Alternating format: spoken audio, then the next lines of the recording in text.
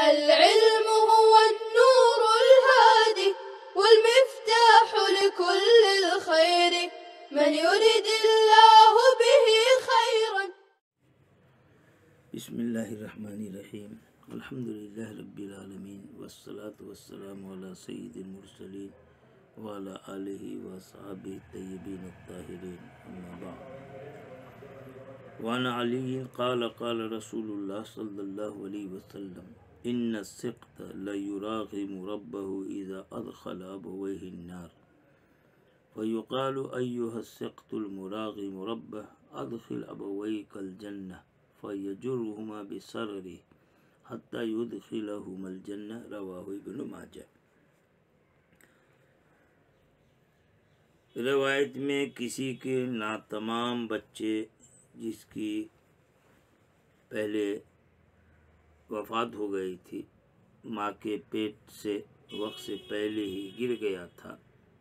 جسے سقط کہتے ہیں، جس پر ماں باپ کو بڑا صدمہ پہنچا، اس نے صبر کیا، اس کے لیے کتنی بڑی بشارت ہے بیان کی جا رہی. آپ صلی اللہ تعالی وسلم نے فرمایا کہ یقیناً سقط یعنی وقت سے پہلے جو ماں کے پیٹ سے بچہ گر گیا تھا، ناتمام بچہ، لا یراغم ربہ، وہ اپنے رب سے الجھے گا، جھگڑا کرے گا.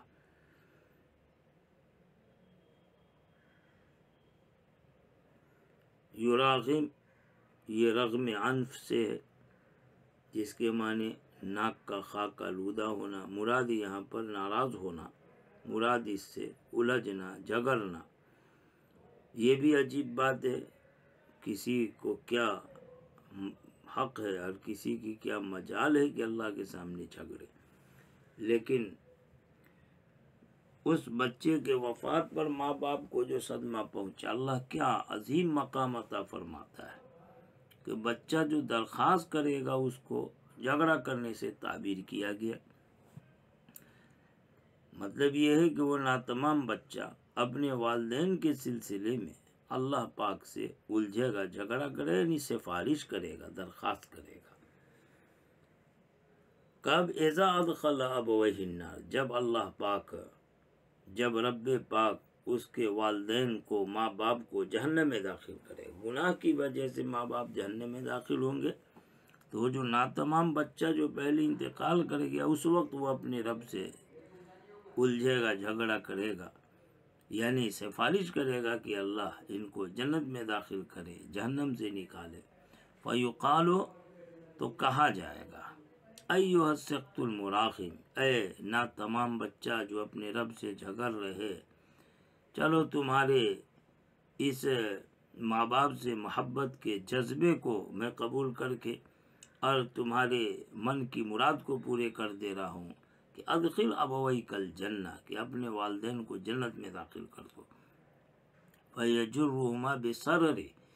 پس وہ بچہ اپنے ماں باپ کو کھینچ کے لے جائے گا جنت میں، بسررہ، اپنے ناف کی نال کے ذریعے. سرر بتایا جا چکا ہے، وہ جو ناف سے گوشت کی لڑی ہوتی ہے جو ماں کے رحم کے ساتھ لگی ہوتی ہے، بعد میں پیدائش پر اس کو کاٹا جاتا ہے. کہہ رہے ہیں پس وہ دونوں کو کھینچ کے لے جاویں گا بسرری، اپنے ناف کے نال کے ذریعے، حتی یدخلہم الجنہ، یہاں تک کہ ان دونوں کو یعنی ماں باپ کو وہ جنت میں داخل کر دے گا. آگے کی روایت حضرت ابو امامہ کی ہے کہ آپ صلی اللہ علیہ وسلم فرمائے، یقول اللہ تبارک و تعالی یا ابن آدم، کہ اللہ پاک کہتا ہے، ارشاد فرماتا ہے، یعنی انسان کو خطاب کر کے کہتا ہے، یہ حدیث قدسی ہے کہ اے آدم کے اولاد، ان صبرتا، اگر تو نے صبر کیا، واحتسبتا، اور ثواب کی امید رکھی، عند الصدمۃ الاولی، پہلے صدمے پر، یعنی جیسی مصیبت آئی، پہلا صدمہ لگا، اس کے ابتدائی مرحلے میں بھی، چونکہ اس وقت زیادہ آدمی کو صدمے کا احساس ہوتا ہے، مصیبت کا اثر ہوتا ہے، دل دماغ کام نہیں کرتا، لیکن اس وقت میں وہ صبر کیا اور ثواب کی امید رکھا، اندازہ لگائی کہ اس کے اندر کس قدر ایمان مضبوط ہے. اس لیے صدمہ اولیٰ کی قید ہے، یہ قید احترازی نہیں ہے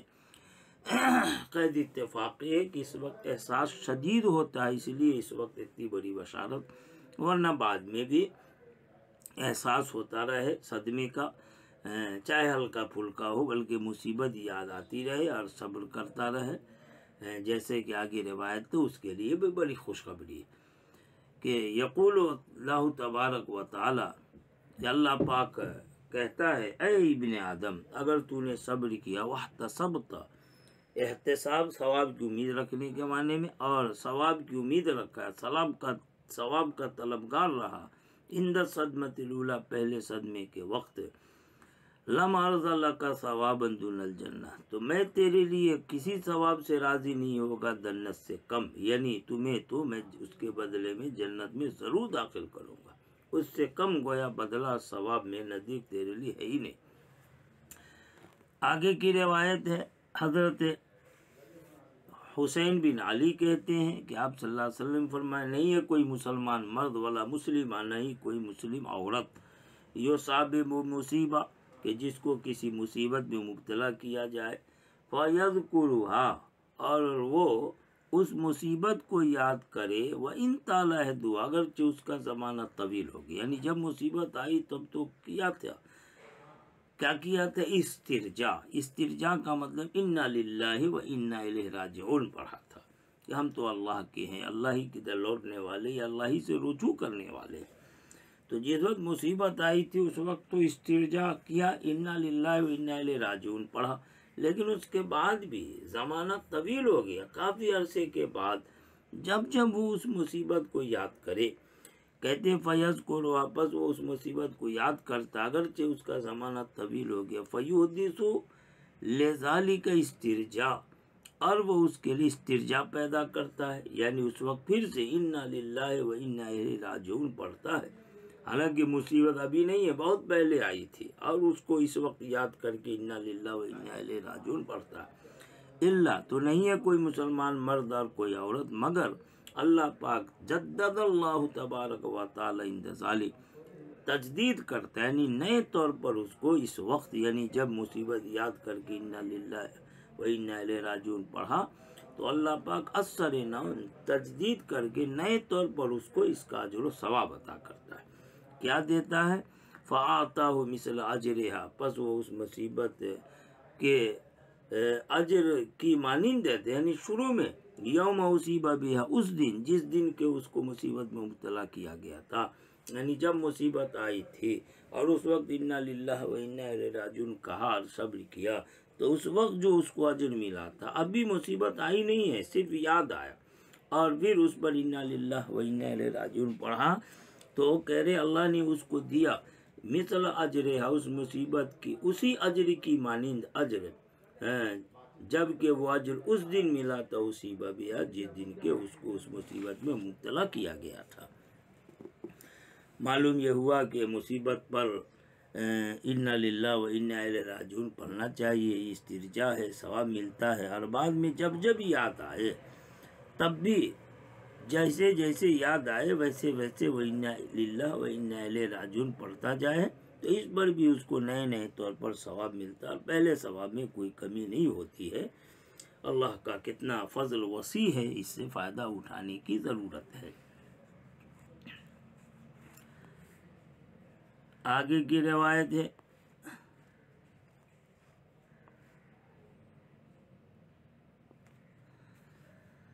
حضرت ابو ہریرہ کہتے ہیں کہ آپ صلی اللہ علیہ وسلم فرمایا اذا انقطع شِسْ أَحَدِكُمْ، کہ جب تم میں سے کسی کے جوتے کا تسمہ ٹوٹ جائے، شِس جوتے کے تسمے کو کہتے فیتا ویتا،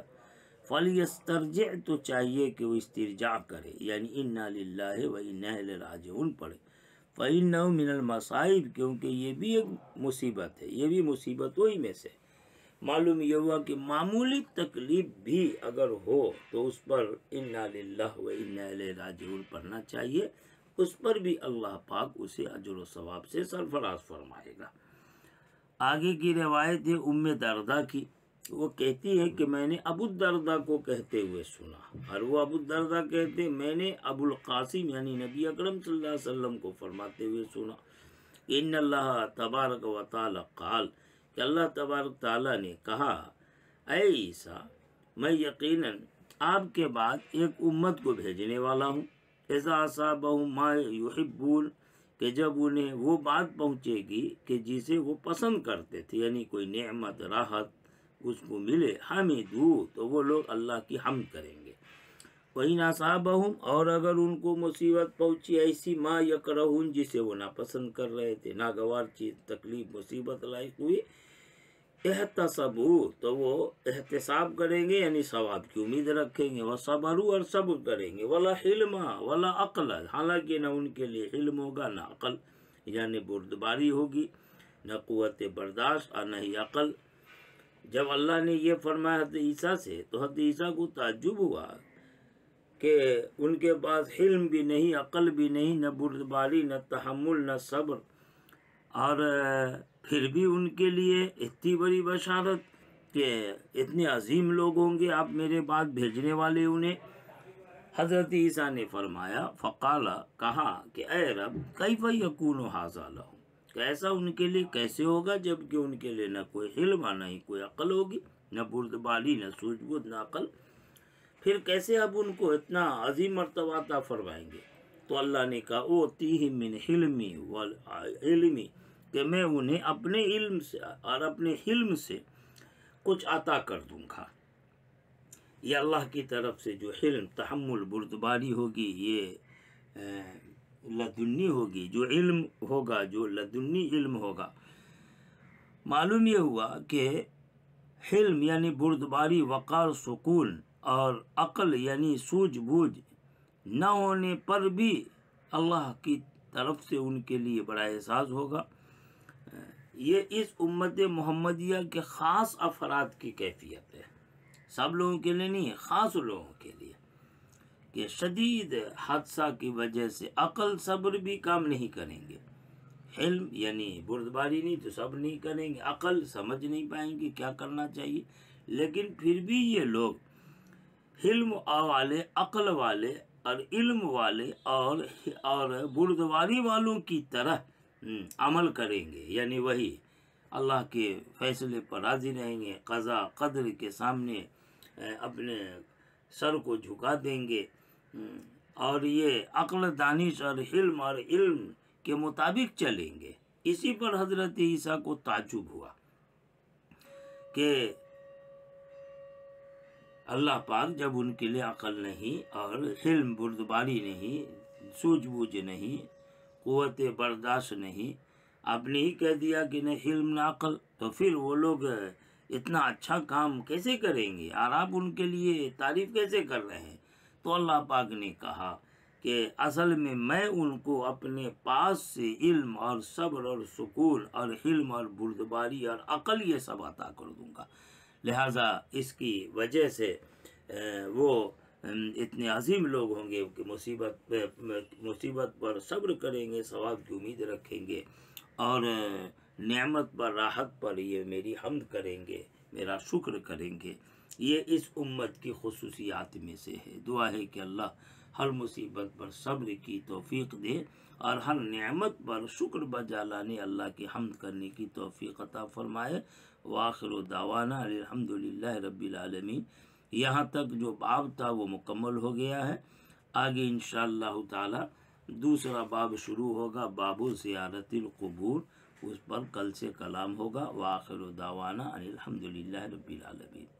السلام عليكم، لا تنسوا الاعجاب بالفيديو والاشتراك في القناة تشجيعا لنا لنستمر بنشر المزيد إن شاء الله.